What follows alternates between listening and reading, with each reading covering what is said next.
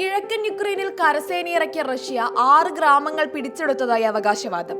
ഖാർകിവിൽ റഷ്യയുമായി അതിർത്തി പങ്കിടുന്ന ബോറിസിവ്ക, ഒഗിർസെവ, പ്ലെറ്റിനിവ്ക, പിൽന, സ്ട്രിലച്ച എന്നിവയും ഡോണറ്റ്സ്കിൽ കെറാമിക് ഗ്രാമവുമാണ് പിടിച്ചെടുത്തതെന്ന് റഷ്യ അറിയിച്ചു.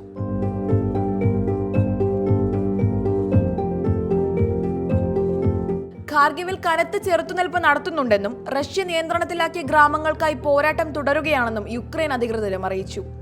2022 റഷ്യൻ അധിനിവേശം ആരംഭിച്ച ശേഷം യുക്രൈൻ നിയന്ത്രണത്തിലാണ് ഏറ്റവും വലിയ രണ്ടാമത്തെ പട്ടണമായ ഖാർകിവ്.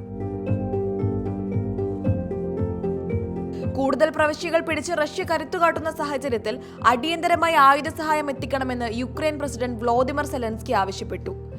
റഷ്യൻ നിയന്ത്രിത മേഖലകളിൽ യുക്രൈനും ആക്രമണം തുടരുകയാണ്. റഷ്യ ഭരിക്കുന്ന ഗുലാൻസ്ക് മേഖലയിൽ US മിസൈലുകൾ ഉപയോഗിച്ച് യുക്രൈൻ സേന നടത്തിയ ആക്രമണത്തിൽ 4 പേർ കൊല്ലപ്പെട്ടു. റോവൻകിയിലെ എണ്ണ സംഭരണ കേന്ദ്രത്തിലാണ് ആക്രമണം ഉണ്ടായത്. റഷ്യയിൽ ബെൽഗോറോഡ്, കുർസ്ക് മേഖലകളിൽ ആക്രമണങ്ങളിൽ 2 പേരും കൊല്ലപ്പെട്ടു.